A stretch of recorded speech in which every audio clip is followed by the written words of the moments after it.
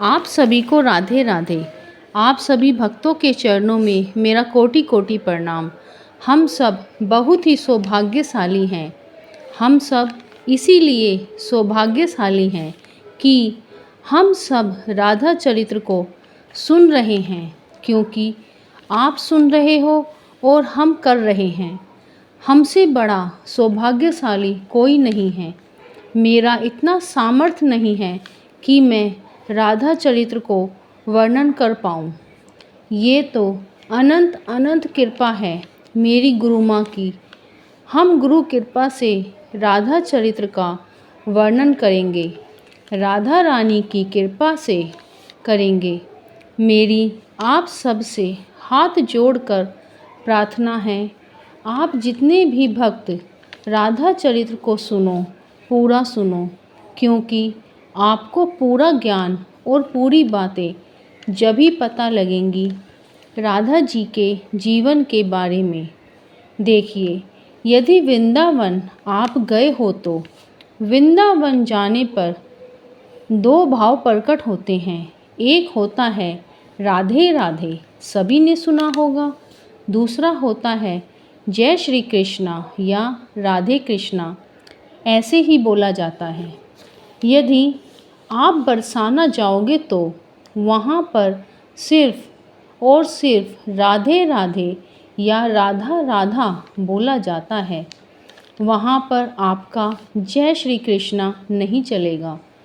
कृष्ण भगवान के जो सखा थे और राधा रानी की जो अष्ट सखियाँ थी, जब वो आपस में मिलते थे तो कृष्ण भगवान के सखा कृष्ण जी को बड़ा बताते थे, और राधा रानी की जो सखियाँ थीं वो राधा रानी को बड़ा बताती थी। कृष्ण भगवान ने जब मोहिनी रूप अवतार लिया, तब मोहिनी रूप को देखकर 33 कोटि देवी देवता मोहित हुए। सबके मन में बस एक ही भाव आया, किसी न किसी तरह से ये हमें पत्नी रूप में मिल जाए। यहाँ तक कि चंद्रमा और शंकर जी भी मोहिनी के पीछे पीछे दौड़ रहे थे। ठाकुर जी ने मोहिनी रूप इतना मोहने वाला था कि ब्रह्मा जी भी उनके पीछे पीछे दौड़ रहे थे। बस सब यही चाहते थे कि एक बार ये हमारी तरफ देख लें और ये हमें किसी भी तरह पत्नी रूप में प्राप्त हो जाए। उन्हीं 33 कोटि देवताओं में एक ऐसे देवता भी थे जिनका ऐसा कोई भाव नहीं था।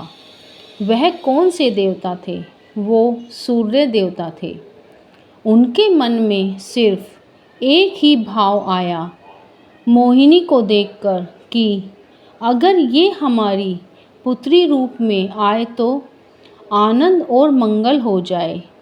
जब सूर्य देव के मन में ऐसा भाव आया, तब श्री कृष्ण जी, जो कि मोहिनी रूप अवतार में थे, वो अपने कटाक्ष नेत्रों द्वारा सूर्य देव को देखते हैं और वह सूर्य देव को इशारा करते हैं कि यदि तुम्हारी ऐसी इच्छा है तो यही होगा।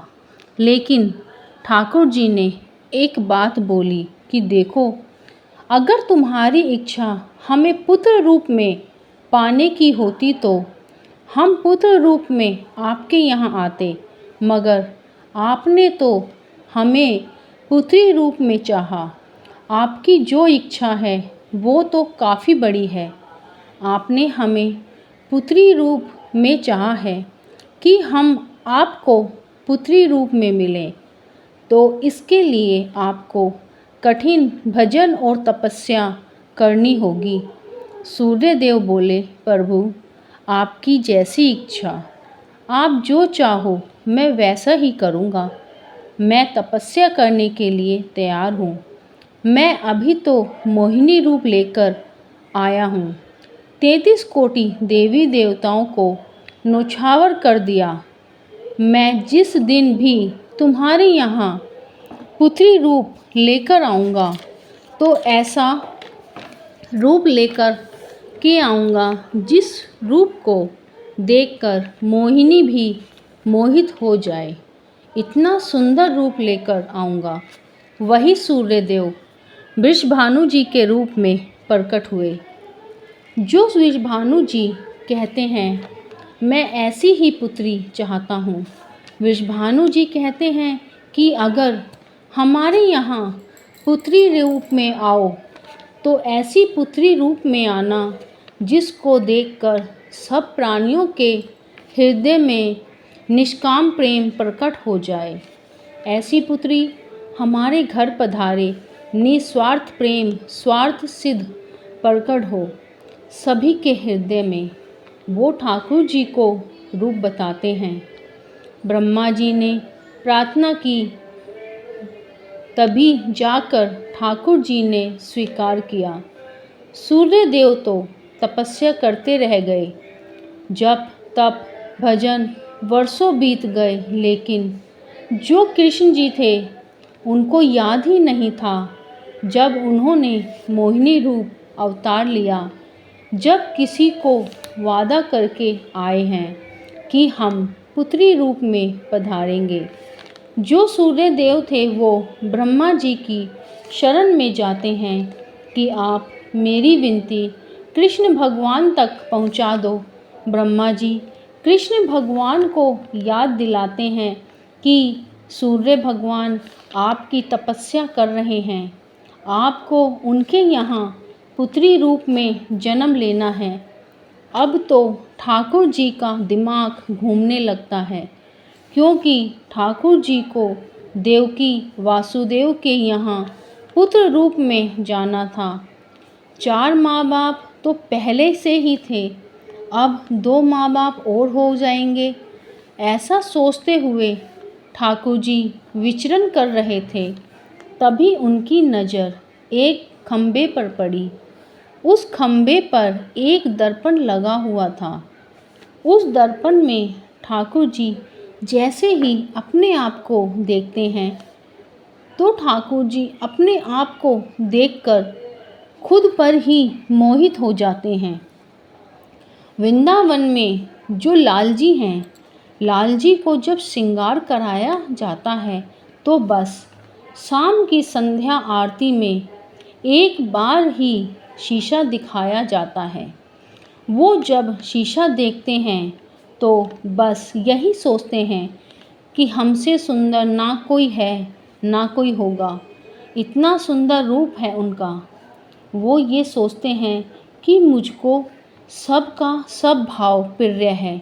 यदि मैं अपना खुद का भाव देखूं तो मुझे अपना प्रतिबिंब का भाव ज़्यादा प्रिय है।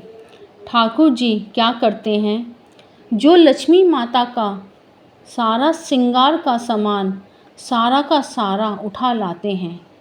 अब ठाकुर जी शीशा सामने रखते हैं, अपनी मोर पीछ हटाई, मुकुट हटाया। अब यहाँ पर ठाकुर जी अपना श्रृंगार कर रहे हैं। अब यहीं से राधा रानी का प्रकट होगा। अब राधा रानी कैसे प्रकट होंगी, यहीं से राधा रानी का प्रकट होना शुरू होगा। अब ठाकुर जी क्या करते हैं, मोरपीछ मुकुट उतार कर साइड रख देते हैं। ठाकुर जी ने अपने केश खोले। उनके केश काले घुंघराले केश थे। नेत्रों में सुंदर सुंदर काजल लगाया, माथे पर एक सुंदर प्यारी छोटी सी बिंदी लगाई, होठों पर निर्मल लालिमा लगाई, गले में हार पहना, सारा श्रृंगार किया ठाकुर जी ने। और लक्ष्मी जी की जैसे ही चुनरी शीश पर से चढ़ा करके ठाकुर जी ने शाम रंग के हैं, जैसे ही चुनरी ओढ़कर अपने को गौर वर्ण किया तो बैकुंठ के उस प्रतिबिंब में से मानो सूर्य चंद्रमा का विशाल रूप प्रकट हो गए। इतना तेज प्रकट हो गया, जो ठाकुर जी थे उनको भी अपने नेत्रों को थोड़ी देर के लिए बंद करना पड़ा।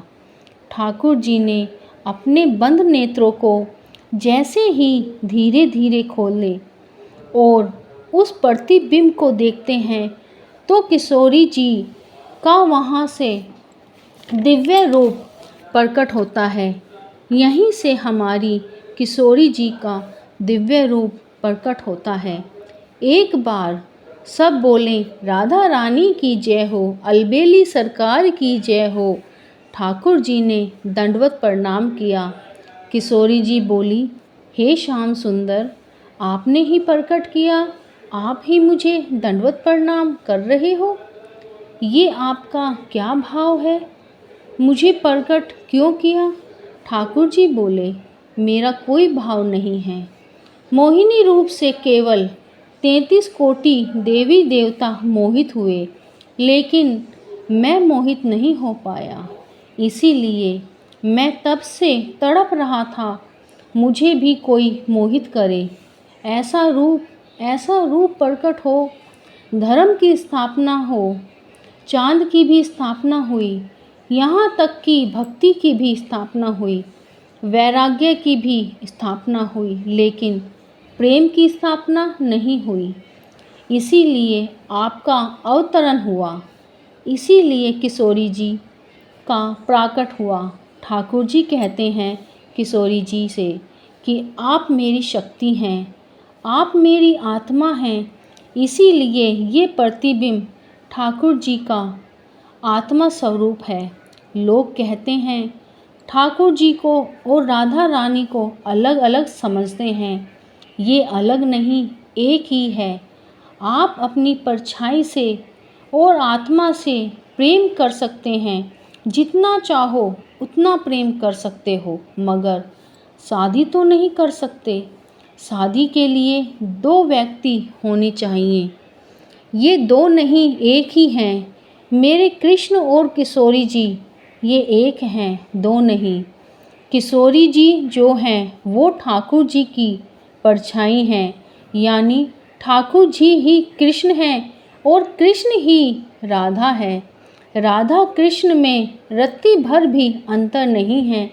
आपने सारे पुराण सुने होंगे, पद्म पुराण, भागवत गीता, श्रीमद् भगवत गीता सब सुने होंगे, लेकिन आपने राधा चरित्र पर जितनी भी वीडियो सुनोगे, आपके जीवन में एक अलग ही अनुभूति होगी।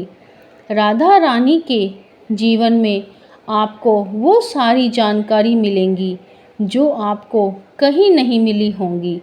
अगर आपको राधा चरित्र की ये वीडियो अच्छी लगे तो कमेंट में राधे राधे ज़रूर लिखना, लाइक सब्सक्राइब करना। फिर मिलेंगे राधा चरित्र पार्ट 2 में। तब तक के लिए राधे राधे।